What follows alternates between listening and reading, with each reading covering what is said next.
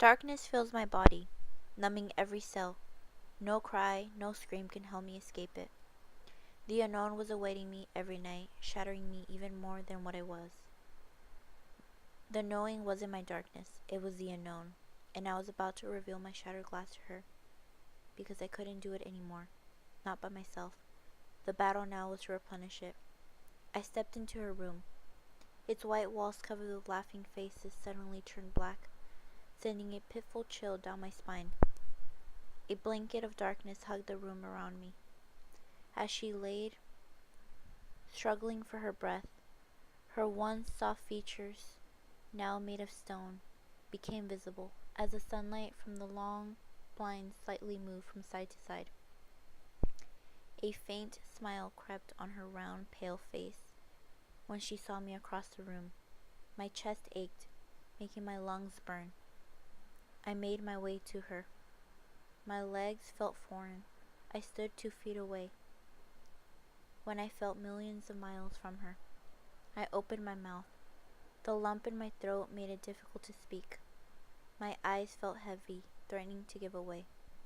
I dropped my gaze from her, because I knew I was going to break her. I examined the rug, tracing the different patches of red and gold flowers. My eyes drifted to her when I murmured, "Mom," my bottom lip quivering. She stared at me with fright in her eyes. I braced myself for the last conversation I would have with her, which I have dreaded for so long. As I stood listening to every word she struggled out, I remember how I felt a week ago. The words that had haunted me, that were penetrated in my head, felt like nails being stabbed in my throat, leaving the sour taste on my tongue. I shifted to the edge of the worn-out bed, pulling my tan legs from the summer up to my chest. I couldn't look at her through the pools in my eyes. I peered through my lashes, my eyes swollen. I lifted my chest. The air was thick around like an oven, making it harder to breathe. I looked around the room, memorizing every little detail. The smell of her perfume, the cross hanging from the bed.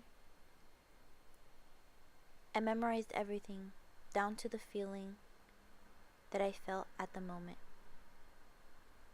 My shoulders felt hot, sending a discomfort to my throbbing forehead. Even though the hole in my chest was still hollow, I felt like an elephant was lifted off of them. I turned my head to my mother, the one who cared and protected for me.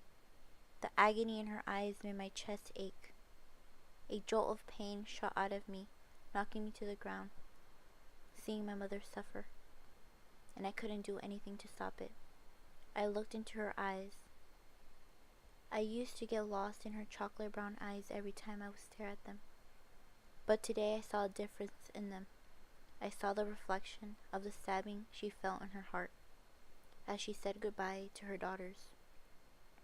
I felt a rush of emotions, like the ones you get before you go on a roller coaster. I prepared myself. I said the last words I knew that she could hear clearly. I said, "I love you." The next day, my mother died.